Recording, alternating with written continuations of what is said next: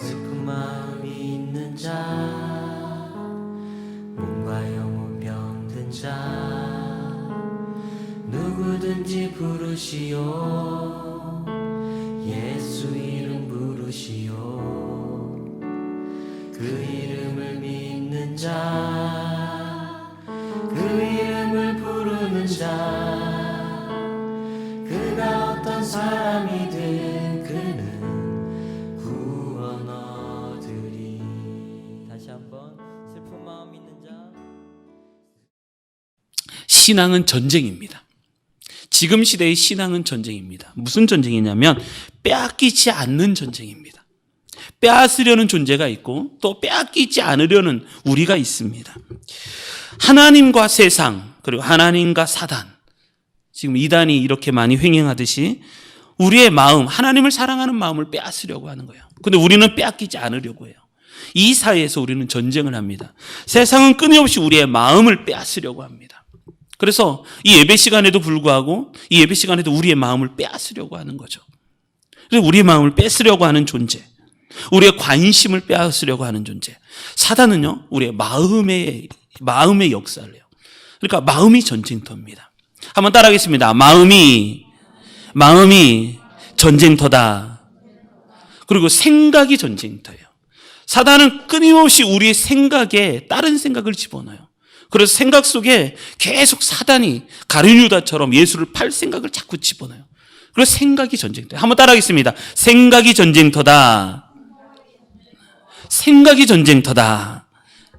계속 생각 속에 다른 생각을 넣어요. 엠번방 사건처럼 계속 다른 생각을 넣어요. 마음속에 하나님을 사랑해야 되는데 그 사랑이 변질되었어요. 그래서 거짓된 사랑을 자꾸 넣는 거예요. 욕심, 거짓된 사랑, 거짓된 것을 자꾸 집어넣어요. 그래서 우리가 거기에 끌려가는 게 우리가 지는 거죠.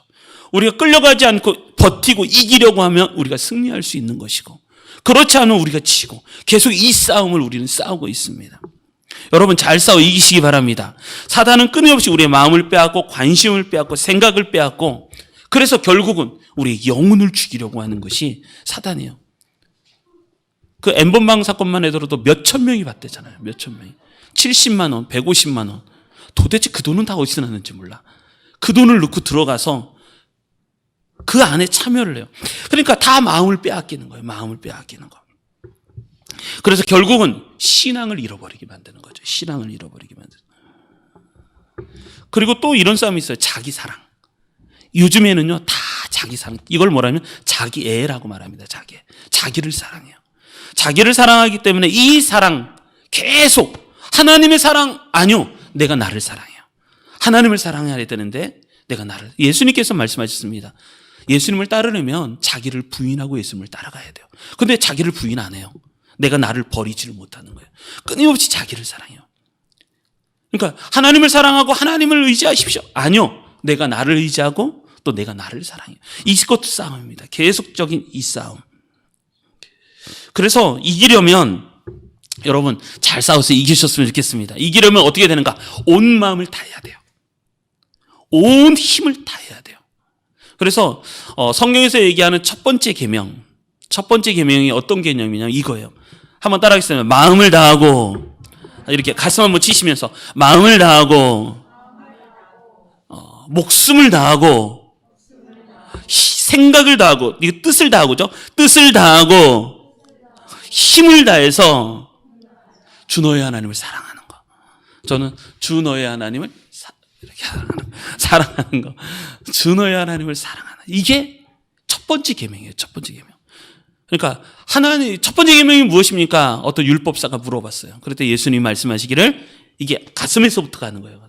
마음을 다하고, 그 다음에 목숨을 다하고, 그 다음에 뜻, 생각을 다하고, 그리고 힘을 다해서 우리 하나님을 사랑하는 거예요. 이게 첫 번째 계명이에요. 그럼 두 번째 계명은 내 이웃을 내 몸처럼 사랑하는 거예요. 내 이웃을 내 몸처럼 사랑하는 거예요. 여기서 가장 중요한 단어는 뭐냐면 다 하는 거예요. 다 하는 거. 마음을 어떻게 해야 되는가? 다 해야 돼요. 다. 신앙생활은요, 마음을 나 조금만 더 할게요. 나 조금만 세상을 사랑하고 조금만 더 하나님께 드릴게요. 아니요, 신앙생활은요, 내 마음을 다 해야 되는 거예요. 그리고 내 목숨을 다해야 되는 거예요. 그리고 내 뜻을 다해야 되는 거예요. 내 계획, 생각, 이 모든 것을 다 해야 되는 거예요. 그리고 내 힘을 다해서 하나님을 사랑하는 거예요. 지금은 영적 전쟁의 시기입니다. 왜냐하면 우리의 마음을 빼앗아가는 거예요. 마음을 빼앗아가서 한쪽에서는 하나님, 한쪽에서는 세상. 자꾸 요 두 다리를 놓게 해요. 이 두 줄을 타려고 그래요. 여러분 그렇지 않아요. 하나님을 사랑하면 세상을 미워하게 돼 있어요. 세상을 사랑하면 하나님을 미워하게 돼 있어요. 근데 그 이상한 지대를 자꾸 걸어가라고 사단이 유혹을 해요. 우리는 이 영적인 전쟁에서 이기려면요, 내 힘을 다해야 되는 거예요. 내 마음을 다해야 돼요. 때로는 내 목숨을 다해야 돼요. 그리고 내 생각, 뜻을 다해야 돼요. 계획을 다해야 돼요. 그러지 않으면 하나님을 사랑할 수가 없습니다. 여러분, 다 해본 적이 있으십니까? 하나님을 사랑할 때 하나님을 다 해본 적이 있으십니까? 그러면 어떤 인생이 되냐면 하나님이 책임지는 인생이 되는 거예요.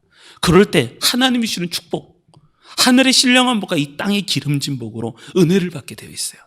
다 안 하니까, 어중간하게 하니까, 그러니까 내 안에 시험이 찾아오는 거예요.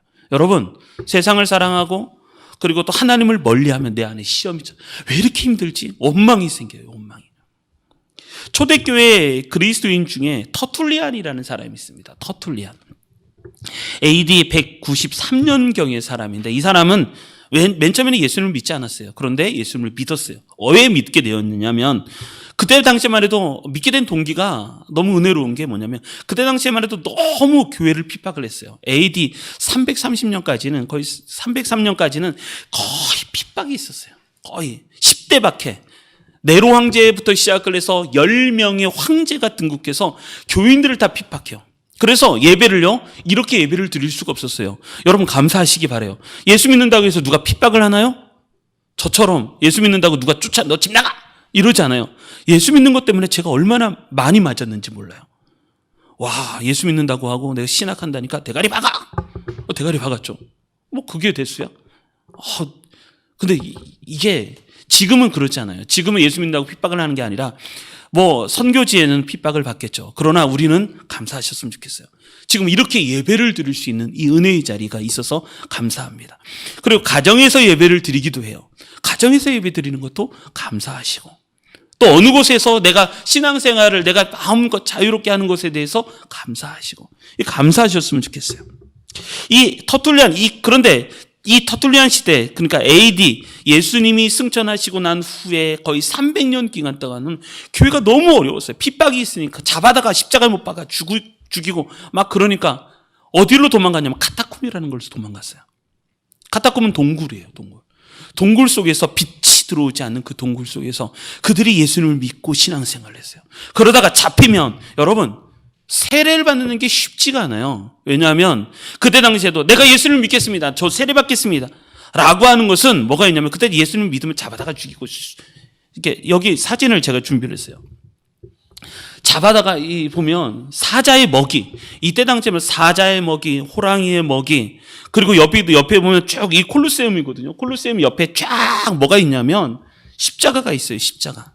십자가에다가 다 묶어놓고, 그리고 거기서 예수님처럼 다 죽였거든요. 베드로는 십자가에 거꾸로 매달려서 순교를 했고, 그리고 십자가에다가 묶어놓고 거기다 불을 질렀어요.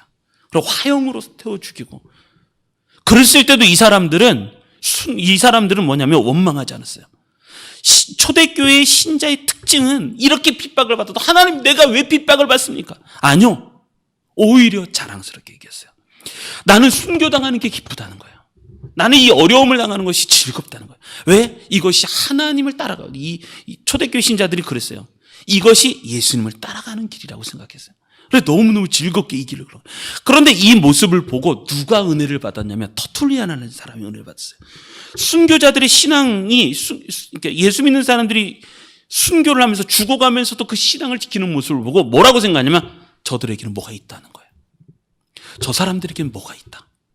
어떻게 뭐가 없으면, 하나님이 계시지 않는다면 어떻게 저렇게 할 수 있을까요? 여러분, 우리는요, 조금만 손해봐도 내 인격이 조금만 이렇게 경시 여기면 우린 화가 나는 거예요. 우린 분노해요. 어떻게 어떻게 나 같은 사람에게 어떻게 못생긴다고 말을 할 수 있어? 이렇게 얘기를 해요. 어떻게 나 같은 사람에게 뚱뚱하다고 얘기할 수 있어? 여러분, 이것 갖고 우리는 시험에 빠진단 말이에요. 그런데 초대교회는 이런 게 아니에요. 그것 때문에, 예수님 믿는다는 것 때문에 잡아다가 죽이고 그의 모든 재산을 빼앗고 그의 아버지, 아들, 자식들, 가족을 다 순교를 해도 이 사람들은 찬양하면서 그 길을 걸어가요. 이것을 보고 터툴리안은 충격을 받았어요. 저들을 보니까 하나님이 계시다는 거예요. 저들을 보니까 하나님이 계시다. 그리고 나서 예수를 믿기 시작을 해요. 그리고 나서 이 사람이 어떤 사람이 되냐면 드디어 하나님을 믿고 체험하면서 뭐냐면 내가 복음의 변증가가 돼야 되겠다 하고서 복음을 변명하는 변증가가 되기 시작해요. 변론을. 그리고 이 사람이 썼던 가장 중요했던 단어가 뭐냐면 삼위일체라는 단어예요. 이 단어를 가장 먼저 쓴 사람이 터툴리안이라는 사람이었어요. 이것이 나중에 우리 신앙의 교리로 정확하게 정립이 되지만 이 터툴리안의 사람이 순교자의 신앙을 보면서 하나님은 살아계시다. 성부 하나님과 성자 예수 그리스도 그리고 성령 하나님은 한 분이시다. 이런 신앙 고백을 하게 돼요. 그리고 나서 가장 유명한 그 말, 교회는 순교자의 피를 먹고 자라난다. 이 유명한 말을 했어요. 초대교회들은 다 그렇게 살았어요. 스테반처럼.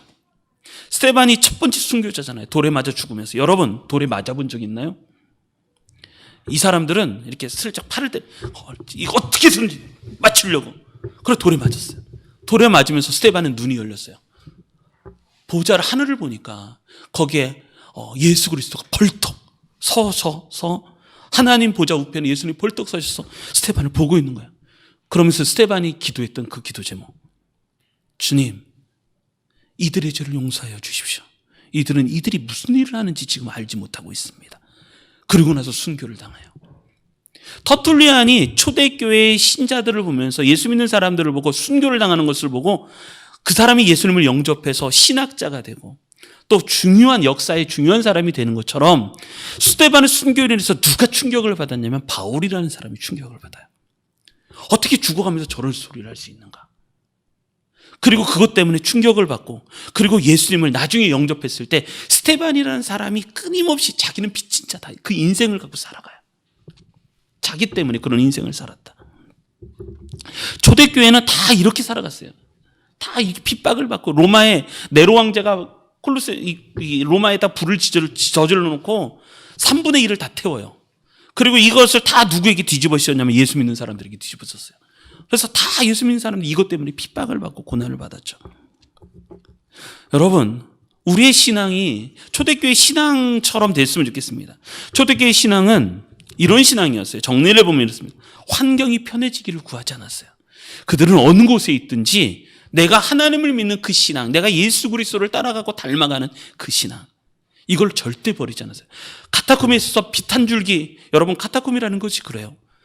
자기가 자기 가족 중에 한 명이 죽으면 저쪽에는 무덤을 걸어놓고 무덤을 해놓고 자기들은 그래서 늘 언제나 주님의 부활하심을 기다렸어요. 우리가 부활할 때 내가 죽으면 이제 하나님 나라 간다. 내가 죽으면 하나님 나라 간다. 그것이 너무너무 기쁜 거예요. 그래서 절대 이 사람들은 환경이 편해지기를 구하지 않았어요. 그리고 예수님 때문에 내가 핍박당하는 거 절대 원망하지 않았어요. 내가 예수님 믿는데 왜 내가 기도했는데 응답을 안 해주냐, 뭐 이런 소리 안 했어요. 예수님 때문에 핍박받는 것을 오히려 좋아하고 기뻐하고 고난받는 것이 당연하다고 생각을 했죠. 고난받는 것을 기뻐했어요. 나중에 순교는 축복이다 이렇게 생각을 했죠. 여러분, 지금의 신앙은 전쟁이에요. 전쟁. 우리 특별히 고난주간이에요. 이번 주간 오늘이 종료주일이고 내일부터 고난주간 일주일을 시작을 하는데 이 기간 동안에 내가 어떤 신앙을 가져야 할 것인가? 우리 성도님들이 이 신앙을 잘 오늘 말씀을 들으시고 이번 주간에 승리하셨으면 좋겠습니다. 예수님을 이번 주간은 더 특별히 고난이라는 측면에서 예수님을 더 많이 닮았으면 좋겠고 예수님을 따라갔으면 좋겠습니다. 예수님, 오늘 설교의 제목처럼 흔적을 갖고 있는가? 나는 예수님에서 고난당하는 흔적을 갖고 있는가? 여러분, 예수님을 믿어서 우리는요 축복받은 것을 자랑하지 예수님 때문에 내가 고난받는 것을 자랑하지 않아요. 그런데 성경은 이렇게 얘기해요. 나는 예수님 때문에 고난받은 흔적을 갖고 있는가? 라는 것이죠. 그래서 흔적을 다 가지고 있었으면 좋겠습니다. 흔적을 가지려면 어떻게 될 것인가? 오늘 본문의 말씀을 중심으로 해서 세 가지로 오늘 말씀을 같이 은혜를 받기를 원합니다. 우리 같이 11절로부터 14절 말씀 같이 읽겠습니다. 11절로 14절.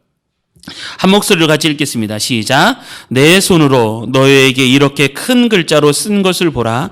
무릇 육체의 모양을 내려 하는 자들이 억지로 너희에게 할례를 받게 함은 그들이 그리스도의 십자가로 말미암아 박해를 면하려 함뿐이라.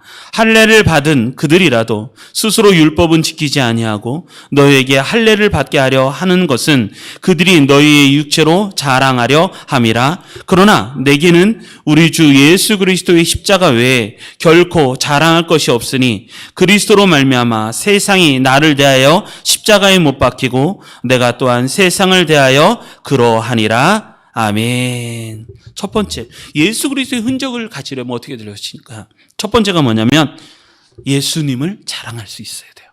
14절이 굉장히 중요해요. 이 갈라디아서의 말씀 중에 가장 중요한 구절을 하나 꼽으라. 그것은 뭐냐? 14절이에요. 14절. 14절 한 번 더 읽겠습니다. 14절 한 번 더 읽겠습니다. 시작. 그러나 내게는 우리 주 예수 그리스도의 십자가 외에 결코 자랑할 것이 없으니 그리스도로 말미암아 세상이 나를 대하여 십자가에 못 박히고 내가 또한 세상을 대하여 그러하니라. 아멘. 이 말씀이 가장 중요한 말씀이에요. 여러분, 내가 예수님의 흔적을 가지려면 어떻게 될 것인가? 첫 번째가 우리는 예수님을 자랑할 수 있어야 돼요. 세상에 많은 사람들은 예수님을 자랑하지 않습니다. 아니, 예수 믿는 사람도 가만히 보면 예수님을 자랑하지 않아요. 뭐를 자랑하냐면 교회를 다니는데요. 내가 예수님을 믿는다고 하는데 끊임없이 뭐를 자랑하냐면 돈을 자랑해요. 어떤 사람은 명예를 자랑해요. 어떤 사람은 건강을 자랑해요. 진짜 건강을 자랑해요. 내가 얼마나 건강한지. 어떤 사람은 외모를 자랑해요. 외모를 얼마나 더 이쁜가. 어떤 사람은 어느 나라에 사는지를 자랑해요. 우리나라가 참 무시를 많이 당했어요. 이민자들이 마스크를 쓰거든. 우리는 다 마스크를 쓰고 다니잖아요. 마스크를 쓰고 다니면 미국에 있는 사람들이 괜히 와서 린치를 가요. 와서 테러를 하고 막 때리고 막 그러는 거예요. 근데 그 사람들이 지금 다 마스크 쓰고 다녀요. 우리나라의 코로나 때문에 우리 저 미개한 나라 코로나, 유럽이 그랬단 말이에요. 그랬는데 지금은 그들이 우리에게 배우러 와요. 정말 이 코로나를 대처를 잘했다 하면서 진단 키트를 받으려고 한 나라가 우리나라 어떻게 하면 진단을 잘할 수 있을까? 그리고 어떻게 하면 이것을 요청하는 나라가 121개국 나라래요. 121개국 나라가 와서 우리를 좀 도와달라. 베트남 막 무시했잖아요. 덴마크, 오늘 뉴스에 보니까 덴마크도 무시를 했어요. 저 미개한 나라. 근데 거기에 대표하고 우리나라 대통령하고 통화를 해서 우리 좀 도와다오. 뭐라고 했냐면 알았다. 그랬다는 거야. 알았다. 도와주겠다. 어떤 사람은 그런 것을 자랑하게 돼요. 자랑할 만하죠. 그런데 우리에게 진짜 자랑할 만한 건 다른 게 아니에요. 우리가 진짜 자랑하는 것은 예수 그리스도를 자랑해요. 예수 그리스도를 자랑해요. 그걸 자랑해요. 내가 얼마나 은혜를 많이 받았는가, 내가 무엇을 잘했는가, 내가 또 하나님께 아니요. 그래도 우리는 예수님을 자랑해요. 이것이 중요해요. 조지 베브리 쉐어라는 사람이 있습니다. 이 사람은 복음성가 가수예요. 이 사람이 원래는 이 사람이 복음성가 가수가 아니라 미국의 보험회사 직원이었어요. 보험회사 직원. 이 사람이 라디오 공개방송이 열렸는데 거기에 내가 신청을 해서 노래를 해야 되겠다 해서 노래를 해요. 근데 이 사람의 목소리가 어떤 목소리냐면 바리톤의 목소리예요. 바리톤의 목소리예요. 그러니까 목소리 중후해요. 그래서 노래를 부르면 너무너무 멋져요. 그러니까 영국의 폴 포츠 같은 사람이에요. 휴대폰 판매원이었는데 거기에 경연대에 나가서 이제 성악을 불렀죠. 성가를 부르고, 성악이 아니라 이거 오페라 이걸 불렀잖아요. 그리고 나서 유명해졌잖아요. 폴포츠처럼. 근데 이 사람의 목소리는 바리톤이었어요. 그래서 나와서 경연대에서 노래를 부르는데 이 노래가 전 국민에게 이게 너무 감동이 드는, 노래를 너무너무 잘하는 거예요. 그래서 많은 사람들로 하여금 끊임없이 서서 막 박수갈채를 받고 막 그랬었어요. 그리고 나서 유명한 스타가 되었어요. 여러 방송사에서는 끊임없이 섭외가 들어와요. 그리고 나서 이의 인생은 출세와 돈, 그리고 스타의 길, 이게 열렸어요. 그런데 이 사람의 마음속에 끊임없이 마음이 하나 한켠이 계속 마음이 빈 것 같은, 때로는 두려움 같은 게 임하기 시작했어요. 여러분, 신나잖아요. 내가 잘 되고 또 상황이 잘 되고 또 하는 일마다 잘 되면 너무 좋잖아요. 그런데 이 마음속에 두려움이 임하기 시작해요. 마음이 허전한 거예요. 그리고 나서 이 사람이 두려움이 임했을 때, 기쁨보다는 두려움이 있을 때 머리를 숙여 기도하기 시작을 해요. 하나님, 이게 도대체 뭡니까? 이 사람은 예수를 믿었거든요. 그런데 이분이 이렇게 기도할 때 엄마가 준 쪽지가 생각이 났어요. 늘 힘들 때마다 엄마가 쪽지를 주고 그러는데 거기에 뭐가 있었냐면 시 한 편이 있었어요. 시. 하나님을 찬양하는 시 한 편이 있어요. 그 시를 읽다가 감동을 받아요. 조용히 앉아서 감동을 받다가 그리고 기도하면서 눈물을 막 흘려요. 그러다가 막 감동이 넘쳐서 갑자기 영감이 떠올려서 글을 막 써내려가기 시작해요. 글을 막 써내려가는 그 글 가사 내용이 뭐냐면, 그리고 곡을 붙여서 노래를 불렀죠. 그 가사 내용이 이랬어요. 그 가사가 어떤 내용이었냐면 이 내용이 있어요. 주 예수보다 더 귀한 것은 없네. 주 예수보다 더 귀한 것은 없네. 이 세상 부귀와 바꿀 수 없네. 영 죽을 내 대신 돌아가신 그 놀라운 사랑 잊지 못해. 세상 즐거움 다 버리고 세상 자랑 다 버렸네. 주 예수보다 더 귀한 것은 없네. 예수 밖에는 없네. 제가 19살 때 예수를 믿었는데 19살 때, 20살 때, 그때 제가 은혜를 정말 많이 받았던 것 같아요. 19살, 20살 때 시골에 속리산에 가보면 거기에 이제 속리산 장로교회라고 있는데 이게 절당이 있잖아요, 이 교회가. 이 절당에 교회를 세우려고 참 많이 어려움을 겪었던 교회였었어요. 그 교회에 가서 제가 새벽에 기도하는데 거기에 예수 믿는 사람들이 막 그렇게 많지가 않으니까 거기 정말 선교제예요, 선교제. 그 교회 가서 혼자 새벽 예배를 드리면서 기도를 하다가 이 찬양을 불렀어요. 주 예수보다 더 귀한 것은 없네. 이 찬양을 막 불러요. 이 세상 부귀와 바꿀 수 없네. 영 죽을 내 대신 돌아가신 그 놀라운 사랑 잊지 못해. 이 찬양을 부르는데 저는 평생 그 시기를 잊을 수가 없어요. 제 인생에서 가장 빛나는 시기, 가장 뜨거운 시기를 말하라고 한다면 그 시기였던 것 같아요. 교회 가서 새벽에 밤을 새서 기도했던 그때의 기도의 모습. 거기에서 찬양을 부르면서 울면서 이 찬양을 부르면서 하나님을 찬양했던 그때의 그 모습. 이때를 평생 잊을 수가 없어요. 이때 이 찬양 때문에 지금의 제가 있었던 것 같아요. 이게 저에게 있어서의 가장 큰 첫사랑이었던 것 같고, 이분이 이 곡을 붙이고 노래를 부르면서 나중에 네덜란드 암스테르담에 가서 이 찬양을 하기 시작해요. 주 예수보다는 더 귀한 것은 없네. 수많은 사람들이 일어나서 이 찬양을 듣고 은혜를 받아서 수많은 사람들이 일어나서 박수를 쳐요. 그때 박수가 끝난 후에 이 사람이 남겼던 그 말, 감사합니다. 그러나 저는 여러분이 주신 박수갈채보다 나는 예수님을 그 박수갈채와 바꾸지 않을 것입니다.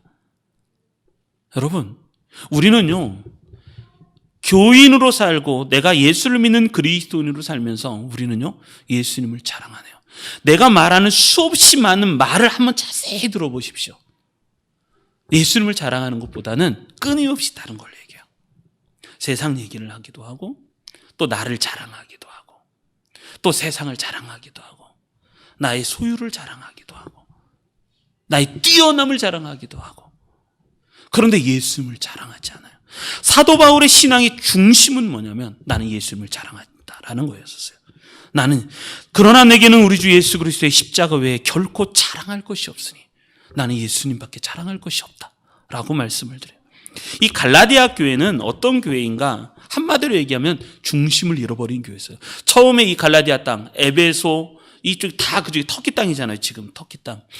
에서버도 사별, 에베소, 서모나, 빌라델피아, 라오디게아, 이런 골로새 교회에 있었던 이 땅이 다 이 터키 땅이었는데, 이 갈라디아, 특별히 이 갈라디아 교회는 어떤 교회냐면 중심을 잃어버렸어요. 처음에는 은혜로 시작했어요.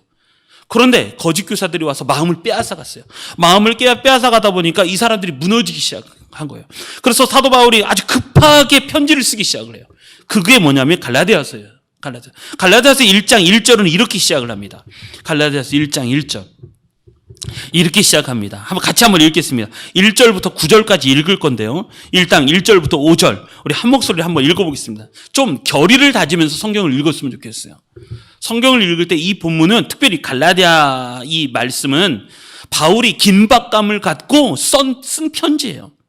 한번 이 결의를 다지면서 한번 읽어보겠습니다. 1절부터 5절. 다른 거 뭐 인사 잘 있었냐 뭐 이런 말을 안 해요. 이 사도 바울은 긴박감을 갖고 뭐라냐면 바로 이렇게 시작해요. 시작. 사람들로부터 난 것도 아니요 사람으로 말미암은 것도 아니요 오직 예수 그리스도와 그를 죽은 자 가운데서 살리신 하나님 아버지로 말미암아 사도된 바울은 함께 있는 모든 형제와 더불어 갈라디아 여러 교회들에게 우리 하나님 아버지와 주 예수 그리스도로부터 은혜와 평강이 있기를 원하노라. 그리스도께서 하나님 곧 우리 아버지의 뜻을 따라 이 악한 세대에서 우리를 건지시려고 우리 죄를 대속하기 위하여 자기 몸을 주셨으니 영광이 그에게 세세토록 있을지어다. 아멘. 사도 바울은 이렇게 시작을 하는 거예요. 사람으로부터 난 것도 아니요 사람으로부터 말미암은 것도 아니요 오직 예수 그리스도와 그를 죽은 자 가운데서 살리신 하나님 아버지로부터 말미암아 사도된 바울은 하면서 편지를 쓰는 거예요. 그러면서 하는 얘기가 뭐냐면 6절부터 9절이에요. 6절부터 9절 읽겠습니다. 시작. 그리스도의 은혜로 너희를 부르신 이를 이같이 속히 떠나 다른 복음을 쫓는 것을 내가 이상히 여기노라. 다른 복음은 없나니 다만 어떤 사람들이 너희를 요란케 하여 그리스도의 복음을 변하려 함이라. 그러나 우리나 혹 하늘로부터 온 천사라도 우리가 너희에게 전한 복음 외에 다른 복음을 전하면 저주를 받을지어다. 우리가 전에 말하였거니와 내가 지금 다시 말하노니 만일 누구든지 너희의 받은 것 외에 다른 복음을 전하면 저주를 받을지어다. 아멘. 갈라디아 교회가 속히 복음에서 떠나는 모습을 봤어요. 그것을 보고 사도 바울이 긴장하면서 빨리 긴박한 마음으로 편지를 쓴 거예요. 너희들이 속히 복음에서 떠나는 것을 보고 하나님에게서 떠나는 것을 보고 내가 이상히 여기노라. 다른 복음은 없나니 다만 어떤 사람들이 너를 요란하게 하여 그리스도의 복음을 변하게 하려 함이라. 그러나 우리 주 예수 우리나 하늘로부터 온 천사라도 우리가 너에게 전한 복음 외에 다른 복음을 전하면 저주를 받을지어다. 우리가 전에 말하였거니와 내가 지금 다시 말하노니 만일 누구든지 너희의 받은 것 외에 다른 복음을 전하면 저주를 받을지어다. 여러분, 사도 바울은 경계를 하는 거예요. 뭐가 있냐면 우리가 복음을 떠나고 예수 그리스도를 떠나면 우리는 어떤 사람이 되냐면 자꾸 다른 것을 자랑해요. 내가 하나님에게 집중하는 것보다 다른 것에 집중을 해요. 그래서 제가 늘 얘기한 것처럼 하루에 3번 하나님께 기도하는 시간을 가지시면 좋을 것 같아요. 밥을 먹을 때 식기도는 반드시 하십시오. 근데 식기도를 좀 길게 하십시오. 짧게 기도하죠. 그때 하나님께 은혜를 구하고 밥 먹고 하늘 한번 쳐다보고 저는 늘 얘기하는 것처럼 하늘을 쳐다본다는 건 정말 중요한 것 같아요. 밥 먹고 하늘 한번 쳐다보고 그리고 하늘 위에 하늘 속에 위에 계신 우리 하나님을 바라보시고 그럴 때 내가 세상에 속하지 않았구나라는 걸 깨달아요. 우리 성도님들은 늘 제가 얘기했듯이 밥을 먹고 식사 후에 왜냐하면 잊어버리니까요. 너무 바빠요. 할 일도 많고 사람을 만나고 바쁘고 그러다 보니까 점점 잊어버리고 사는데 그러나 밥을 먹고 하늘 한번 쳐다보고 5분 밥을 먹고 제가 하는 경건 훈련 중에 하나고 식사하고 나서 30분 이상을 묵상하는 시간을 가져요. 기도 걷기라고 하는데 걸으면서 기도를 해요. 근데 그것이 저한테는 참 은혜가 돼요. 그러면서 하나님을 찬양하고 기도하고 묵상하고 하늘 한번 바라보는 거. 여러분 이런 시간을 가져야 돼요. 그렇지 않으면요 끊임없이 우리의 마음이 뺏겨요. 그러다 보면 예수 그리스도를 잊어버려요. 갈라디아 교회의 가장 큰 문제는 뭐냐면 중심을 잃어버렸어요. 마음을 잃어버렸어요. 사도 바울이 그래서 다시 얘기하는 게 뭐냐면 그런 거를 얘기를 하는 거예요. 나의 자랑은 오직 예수 그리스도 외에는 없다. 11절로부터 14절 말씀, 본문의 말씀이 그렇습니다. 내 손으로 너희에게 이렇게 큰 글자로 쓴 것을 보라. 여기서 큰 글자로 쓴 것은 쓴다라는 것은 뭐냐면 중요하다는 거예요. 중요하다. 편지를 쓸 때, 우리가 글을 쓸 때, 노트를 할 때 중요하다는 것은 형광펜을 칠하거나 아니면 빨간색으로 동그라미를 치거나 아니면 거기를 진하게 큰 글자를 쓴단 말이에요. 굵게 볼드체 해갖고 굵게 만들거나 그런단 말이에요. 그래서 사도 바울이 말하는 건 뭐냐면 내 손으로 너에게 이렇게 큰 글자로 쓴 것을 보라 라는 것은 뭐냐면 이건 굉장히 중요한 문제다 라고 하는 중요한 문제. 그러면서 12절을 말하기를 물은 육체의 모양을 내려 하는 자들이 있다는 거예요. 아니 우리가 예수로 말미암아 구원을 받았는데 끊임없이 뭐를 추구하냐면 육체를 따르게 하는 거예요. 육체를 내려 하는 자들이 억지로 너희에게 할례를 받게 하면 그들의 육체는 할례예요. 유대인들은 끊임없이 자기의 자랑, 내가 성민, 선택된 백성이 되었다. 그 자랑을 어디에다 두냐면 육체에 둔 거예요. 그걸 할례라고 말해요. 할례. 그래서 무조건 다 할례를 받아야 된다는 거예요. 이방인도 할례를 받아야 된다라고 말하는 거예요. 근데 그렇지 않다라고 말하죠. 우리에겐 예수 그리스도가 더 중요하다. 할례가 중요한 게 아니라 예수 그리스도가 중요하다. 그 할례를 이야기해요. 억지로 너에게 할례를 받게 하면 그들이 그리스도의 십자가로 말미암아 박해를 면하려 할 뿐이라. 그래서 핍박을 받지 않고 박해를 받지 않기 위해서 할례를 받게 하는 거예요. 그리고 그걸 자랑해요. 13절 할례를 받은 그들이라도 스스로 율법은 지키지 아니하고 너희에게 할례를 받게 하려 하는 것은 그들이 너희의 육체로 자랑하려 함이라. 육체를 자랑하려 하는 거예요. 그런데 사도 바울은 이렇게 얘기하죠. 그러나 내게는 우리 주 예수 그리스도의 십자가 외에는 결코 자랑할 것이 없다. 여러분, 나의 정체성이 어디 있냐면 예수님 안에 있어요. 근데 그 정체성은 어디에서 시작이 된 거냐면 사랑에서 시작해요. 하나님이 나를 이렇게 사랑하셨다.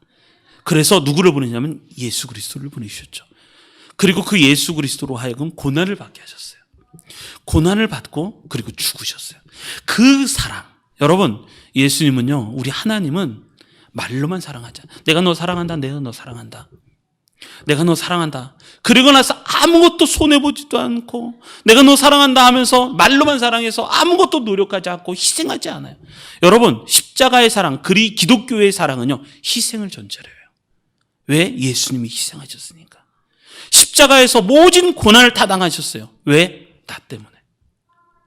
예수님이 대신 십자가에서 우리를 위해서 우리가 받아야 할 고난을 예수님이 십자가에서 다 지셨어요. 그래서 예수 그리스도의 십자가 외에 그래서 내가 구원을 얻었잖아요. 여러분, 우리에게 생긴 모든 것은 다 하나님이 주신 거예요. 구원, 영생, 그리고 하나님의 자녀. 이거 다 예수 그리스도의 십자가로 말미암아 오는 것이죠. 그래서 사도 바울은 늘 언제나 예수님의 십자가만을 자랑했어요. 십자가. 예수 그리스도의 십자가.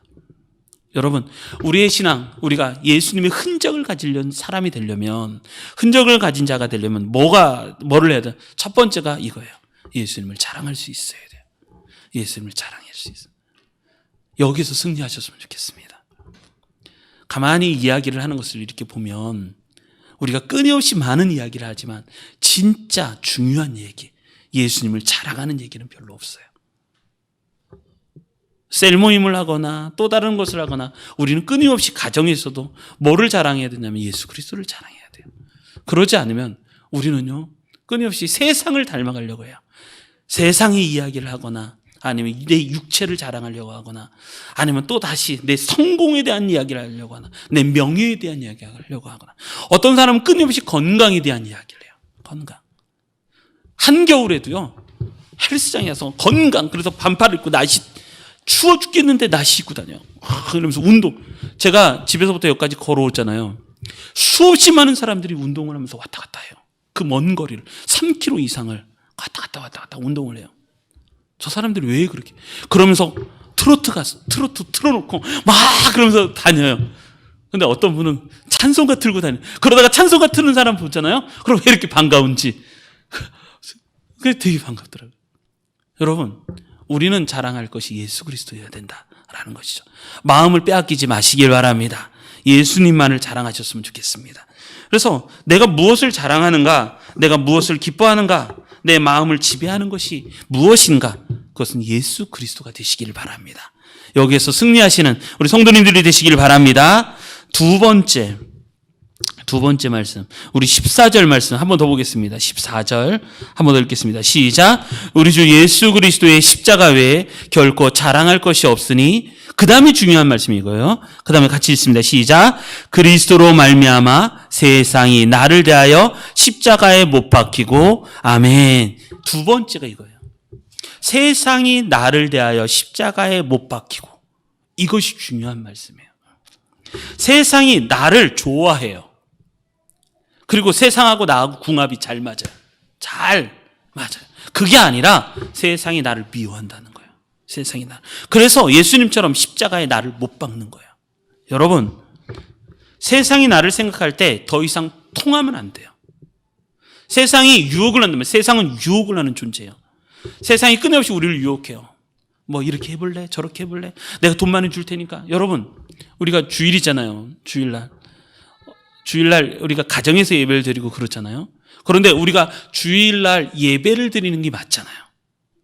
왜냐하면 주일은 주님을 만나는 날, 그래서 주일이라고 했거든요. 주님을 만나는 날이잖아요.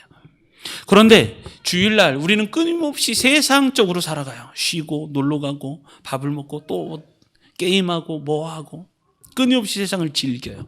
세상이 유혹을 해요. 그런데 우리는 성수를 해야 되잖아요. 주일을 잘 지켜요. 여러분, 내 신앙을 회복시키는 가장 좋은 날은 주일이에요.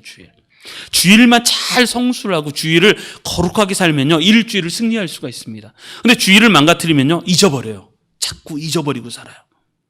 그래서 가정에서 지금처럼 이렇게 공적으로 모이지 못하면요, 무엇인가 내 안에 이렇게 좀 장치를 해놔야 돼요. 내가 어떻게 주일날 거룩하게 보낼 수 있을까? 가정적으로 또 신앙적으로 무엇인가 내가 노력을 해야 돼요. 어떻게 해야 될 것인가? 왜냐하면 세상은 끊임없이 나를 유혹해서 신앙을 빼앗아 가려고 해요. 그래서 이 세상이 나를 생각할 때 세상이 나를 대하여 십자가에 못 박히고 라는 말은 뭐냐면 더 이상 세상의 유혹이 안 통하는 존재가 나다라는 거예요. 세상이 여러분, 예배를 드려야 되는데 한 100만 원 주면 예배 드리지 마실래요? 그러면 어떻게 하실래요? 100만 원. 좀 작나요? 1000만 원 주면 어떻게 할래요? 1000만 원 주면. 좀 작나요? 억 주면, 억이 좀 작나요? 10억. 좀 인심 썼다. 100억. 여러분, 우리는요, 이 수없이 많은 유혹에, 세상은요, 둘 중에 하나예요. 유혹하든 핍박하든 둘 중에 하나. 세상은 유혹해요. 그래서 예수님 만나지 말라는 거예요. 하나님 만나지 말라는 거예요. 그래서 유혹하는 거예요. 유혹해서 너 일로 와. 꼬시는 거예요. 꼬셔. 계속 꼬셔서 뭐냐면 너 예배하지 마. 그리고 그러지 않으면요, 어떻게 하냐면 핍박하기 시작해요. 넌 나와 다르다는 거예요. 세상이 볼 때 넌 나와 다르다. 그래서 예수님을 핍박했듯이 우리를 핍박하는 거예요. 여러분, 둘 중에 하나예요. 세상으로부터 유혹을 받든 세상으로부터 핍박을 받든. 근데 사도 바울이 얘기하잖아요.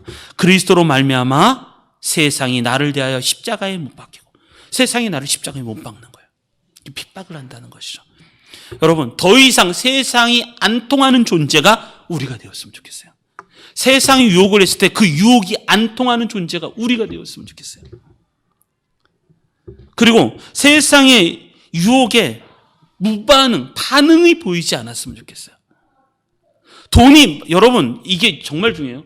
돈이 많아도 우리는 예수님을 사랑해야 되고, 돈이 없어도 우리는 예수님을 사랑해야 되고, 그리고 내가 편안해도 예수님을 사랑해야 되고, 내가 고난 가운데 있어도 우리는 예수님을 사랑해야 되고, 그리고 내가 어려움을 겪어도 예수님을 사랑해야 되고, 내가 아주 즐거운 가운데 있어도 예수님을 사랑해야 되고, 한결같이 예수님이 우리 안에 중심으로 존재하는 그런 마음을 가지고 있어요. 이걸 뭐라고 하냐면 믿음이라고 그래요. 믿음. 이 믿음이 있어야 돼요. 세상의 유혹에 반응이 보이지 않는 존재. 그래서 세상이 포기한 존재. 그래서 예수 믿는 사람을 뭐라 하냐면 그리스도인이라고 그러잖아요. 그리스도인. 예수님을 닮은 사람이라는 거잖아요. 당신을 자세히 보니까 이거는 우리가 스스로 이름 지으지 않았어요. 당신은 누구십니까? 나는 그리스도인입니다 라고 말한 게 아니라, 이 그리스도인, 사도행전 11장에 나오는 그리스도인이라는 말은 어떻게 생기냐면, 믿지 않는 사람들이 볼 때, 저 사람들은 우리가 닮지 않았다는 거예요. 저 사람은 우리를 닮은 게 아니라 저 사람은 예수님을 닮았다는 거예요. 예수님을 닮아서 뭐라고 불렀냐면 예수쟁이라는 거예요. 그게 그리스도인이라는 말이에요. 당신을 보니까 우리를 닮은 게 아니라 예수님을 닮았어. 그래서 소위 말하는 우리가 직장 생활을 학교에 가서 예수를 믿고 이렇게 밥 먹을 때 기도하고 그러면 친구들이 와서 너 예수쟁이니? 이러잖아요. 그 말이 정확한 말이에요. 세상 사람들이 우리를 볼 때 우리는 예수님을 따라가는 자, 예수님을 닮은 사람이라는 말이잖아요. 세상 사람들이 자기에게 통하지 않았을 때, 세상이 우리에게 통하지 않았을 때, 우리를 핍박을 할 때, 그때 우리가 십자가에 못 박히는 것처럼 우리도 그렇게 십자가에 못 박힐 수 있어야 되는 거예요. 초대교회 때는 다 그랬어요. 우리나라의 초대교회 일제강점기 때나 아니면 공산주의가 날아서 6.25 세변 때 내려왔을 때 평양에 수없이 많은 이북이 있는 교회들이 다 그거를 받았잖아요. 핍박을 받았잖아요. 공산주의로 인해서 교회가 어려움을 겪을 때 수없이 많은 성도님들을 다 내려가라고 하고 나는 교회를 지키겠다고 하시면서 거기에 버티고 계셨던 목사님들과 장로님들과 권사님들 다 내려보내면서 자기는 교회를 지켜야 되겠다. 그러면서 순교를 당한 목사님들이 얼마나 많은데요. 예수님 믿는 것 때문에 십자가에 못 박혀주고 폴리갑이 나이가 먹고 존경을 받는 사람이니까 폴리갑을 화형시키려고 해요. 화형시키려고. 나무에 묶으려고 하니까 폴리갑이 뭐라고 그러냐면 이렇게 얘기하는 거예요. 묶지 마라. 이 죽음도 하나님이 이기실 힘을 주실 거다. 이 죽음도 이길 힘을 주실 거기 때문에 나 묶지 마라. 여러분, 불이 타서 내가 죽는데 뜨거워 안 뜨겁겠어요? 근데 이거 묶지 말라는 거예요. 하나님이 이 어려움, 이 순교, 이 불에 타서 죽는 거, 이 죽음도 이길 힘을 주시고. 그래서 거기서 불에 타 죽어요. 폴리갑이 유명했던 그 유명한 말이 있잖아요. 내가 86세 살아가면서 내 평생에 우리 주님 나를 모른다고 안 하셨는데 내가 어떻게 예수님을 모른다고 할 수 있겠냐. 내가 좋을 때만 예수님을 안다고 얘기하고 내가 이렇게 어려움을 당할 때 내가 예수님을 모른다고 어떻게 내가 얘기할 수 있느냐. 나는 예수님을 안다. 예수님이 나를 아셨던 것처럼 나 예수님을 안다. 난 죽어도 난 예수님을 버릴 수가 없다. 그래서 화형으로 순교하시잖아요. 화형으로. 초대교회가 다 그랬단 말이에요. 초대교회 때 그렇게 수없이 많은 순교했던 사람들이 했던 노래 중에 하나가 이런 노래였었어요. 나를 저주하라. 예수 믿는 사람들은 다 그런 거예요. 고난주간에 우리가 좀 깊이 생각을 해봐야 되는 것은 예수 믿는 사람 나를 저주하십시오. 그러면 나는 당신을 사랑할 것입니다. 이게 초대교회 신자들의 신앙 고백이었어요. 나를 저주하십시오. 그럼 나는 당신을 사랑하겠습니다. 나에게 침을 뱉어보십시오. 그러면 나는 사랑의 숨결을 품어낼 것입니다. 나를 구타해 보십시오. 나는 신음소리로 사랑을 고백할 것입니다. 나를 찌르십시오. 나는 당신을 사랑한다고 절규하겠습니다. 나를 짐승의 먹이로 던지십시오. 나는 사랑의 제물이 될 것입니다. 이그나티우스라는 사람은 어느 정도 얘기냐면 사자에게 명령했다고 하죠. 어려움을 겪고 있을 때 사자에게 명령을 했어요. 사자가 와서 이게 자기를 잡아먹으려고 오는데 주저한다면 난 너에게 명령했다. 사자야 와서 내 살을 찢고 내 와서 뼈를 부러뜨려라. 그리고 네 먹잇감으로 나를 먹어라. 이것이 하나님 예수 그리스도에게 하나님에게 기쁨과 영광이 되기만 한다면 나는 언제든지 그 어려움을 당할 수 있을 거다.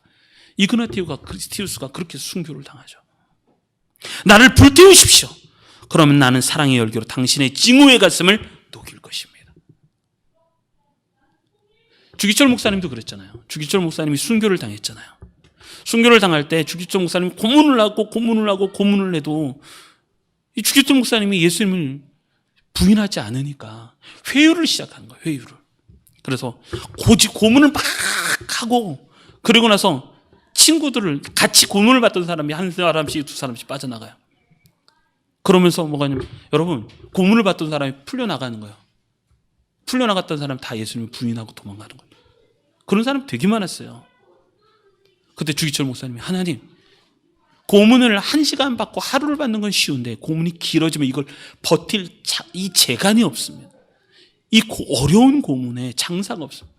이것을 이길 수 있는 힘을 주십시오. 그러고 나서 일본 순사들이 뭐라 하냐면 이제 됐다. 이 정도 고문했으니까 이제 버리겠지. 예수님을 버리겠지. 하고서 풀어줬다는 거 아니에요.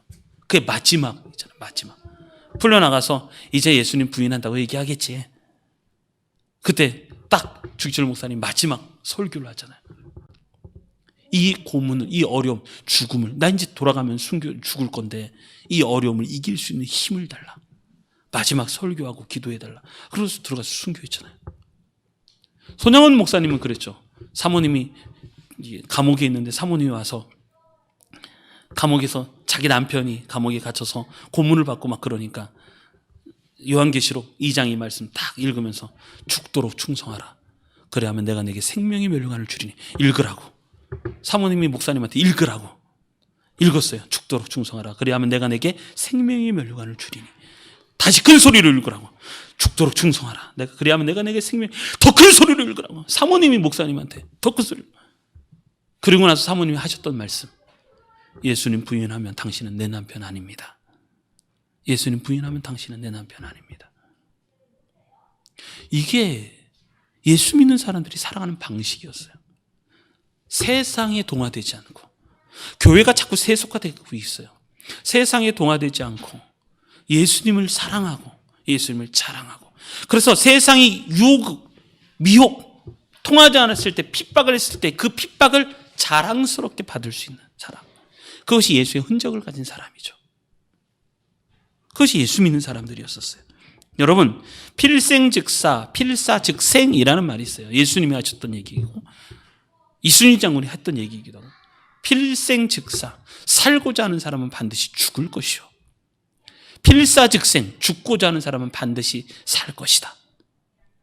예수님을 따라가는 사람들은 다르죠. 자기 십자가를 지고 예수님을 쫓아가잖아요.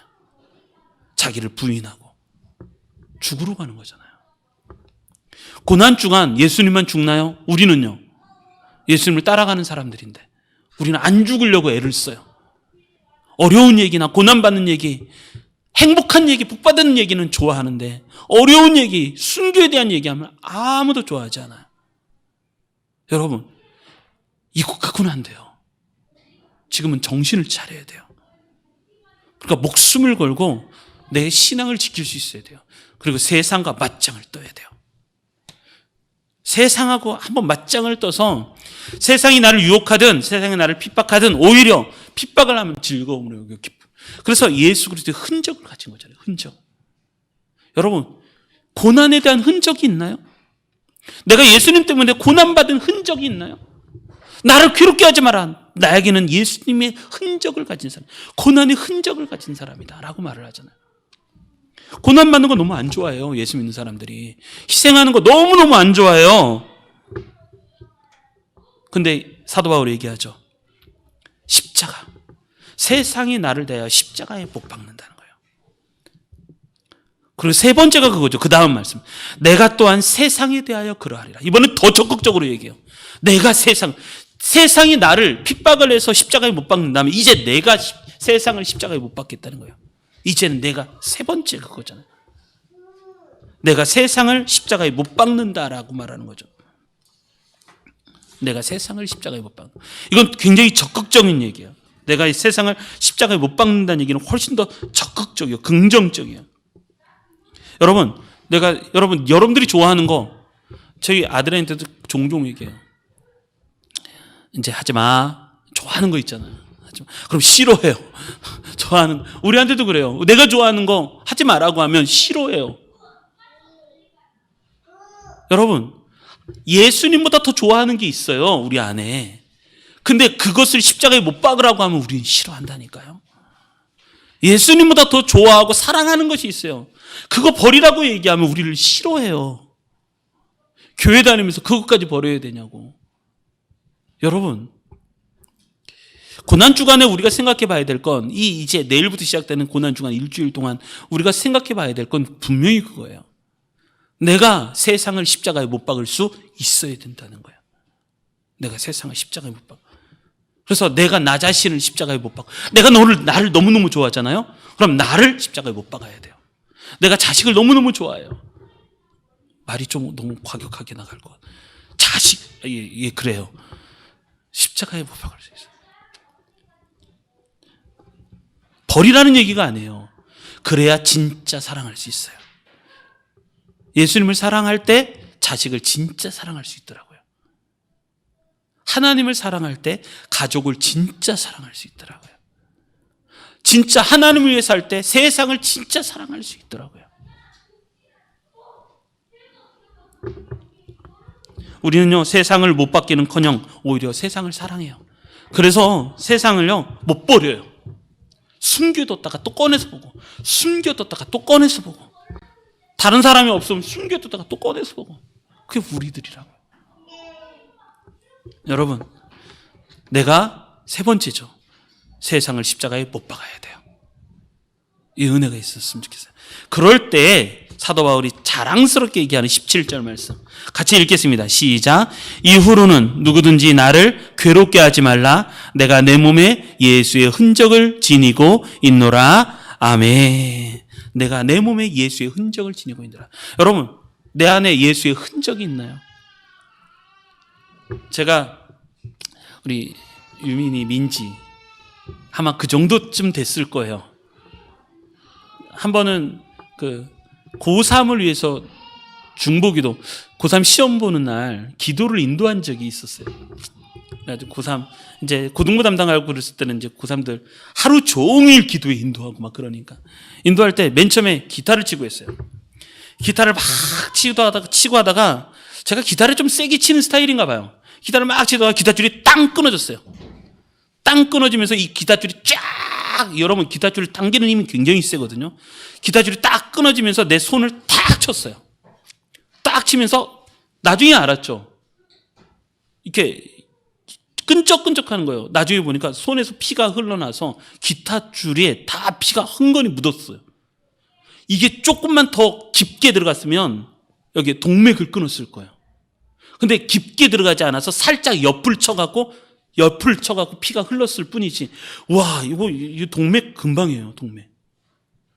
그러면서 제가 이제 그때 고등학교 3학년들 시험 보는 학생들을 위해서 그때 자랑스럽게 얘기해요. 너희들 이게 보이냐? 이게 뭔지 아냐? 내가 너희들을 위해서 기도한 내 흔적이다. 이러면서 자랑을 해요. 어떤 청년을 한 명 만났어요. 그 청년이 교사였어요. 나이가 22살 정도 됐던 청년이었는데 유치부 교사를 했어요. 유치부 교사를 막 하다가 너무너무 열심히 했어요. 정말 착하고 지금은 결혼했지만 이 청년이 하다가 못에 찔렸어요. 그래가지고 못에 찔려서 피가 나니까 너무 걱정이 돼갖고 괜찮냐고. 그런데 이 청년이 환하게 웃으면서 하는 얘기예요. 목사님 괜찮아요. 이것이 다 우리 자녀들, 우리 학생들 사랑해서 생긴 건데요. 뭐.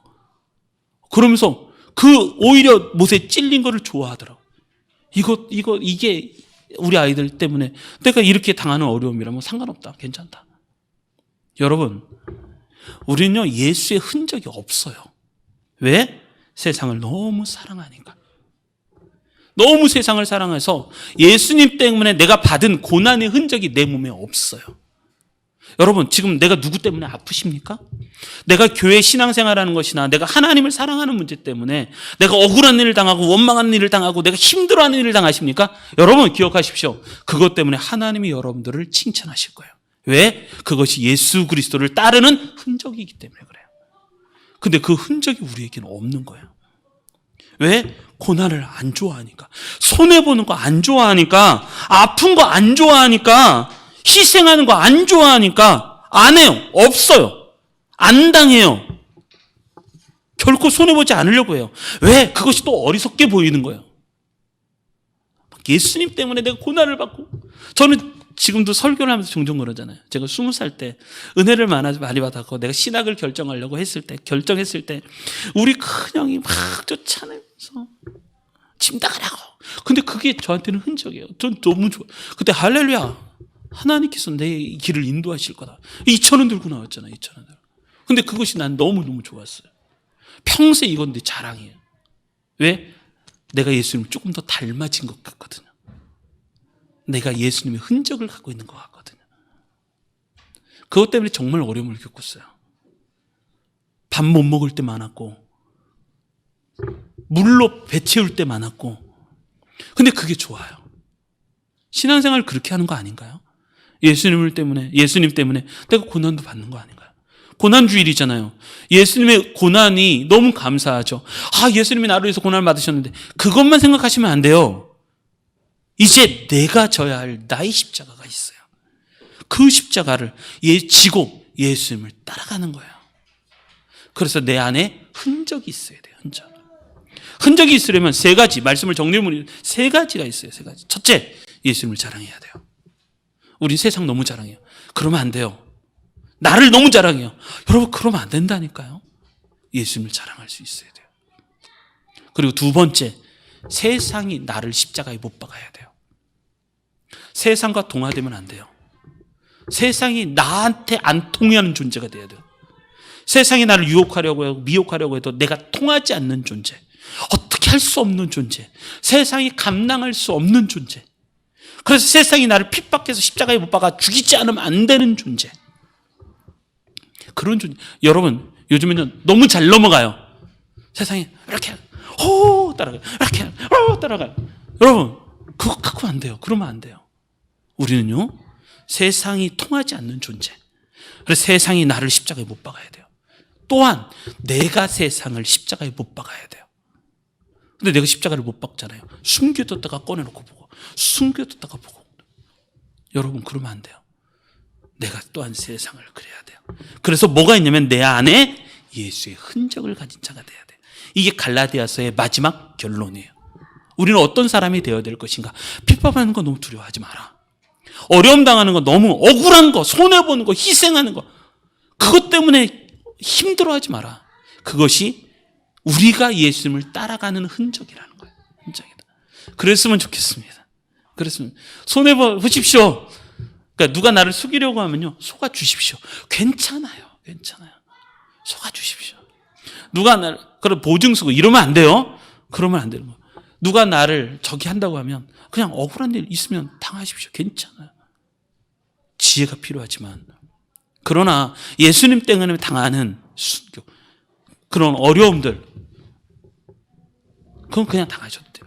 예수 믿는 사람들의 표현이 있어요. 첫째, 예수님을 믿는 성도가 있어요. 성도라는 단어, 거룩한 무리라는 거죠. 거룩하게 된 무리, 성도. 성전 개념이 성전이에요. 두 번째가 제자, 예수님을 닮고 따라가는 사람, 제자. 세 번째, 이게 사도행전에 나오는 단어 말이잖아요. 복음서와 사도행전을 펼쳐놓으면 첫 번째는 성도, 두 번째가 제자예요. 제자. 근데 이 제자라는 단어가 발전해서 어떤 걸로 하면 사도행전 11장에 그리스도인이라는 말이에요. 예수님을 닮은 사람. 그런데 하나 더 나가요. 하나 더. 저는 이 마지막이 너무 은혜된 거예요. 마지막이 뭐냐면 예수 그리스도의 흔적을 가진 사람. 닮았는데 흔적이 없는 사람이 얼마나 많아요. 내가 그리스도인이라고 말을 하는데 내 안에 예수의 흔적이 없는 사람이 얼마나 많아요. 내 안에 예수 그리스도의 흔적을 가진 사람. 이게 성도는 크게 네 가지 단어가 있는 것 같아요. 표현하는. 성도인가, 제자인가, 아니면 그리스도인인가, 아니면 순교할 수 있는 흔적을 가진 사람인가. 마지막 사람이 되었으면 좋겠어요. 그래서 이번 주, 이제 오늘 종료주일 시작해서 고난주간 시작할 거예요. 고난주간 동안에 그냥 시간을 그냥 이렇게도 보내도 저렇게 보내도 내일은 올 거고 모레도 올 거고 그럴 거예요. 그러나 이것을 내가 어떻게 쓰느냐는 굉장히 중요한 것 같아요. 고난주간에 예수님을 좀 더 따라갔으면 좋겠고, 내 십자가를 지고 예수님을 조금 더 닮아갔으면 좋겠고, 예수님의 흔적이, 예수님을 따르는 흔적이 내 몸 안에든 내 마음이든 내 인생에 좀 남아서 하나님께 자랑할 수 있고 하나님이 기뻐하실 수 있는 우리 모든 성도님들이 되었으면 좋겠습니다. 그런 성도님들이 되시기를 주님의 이름으로 축원합니다.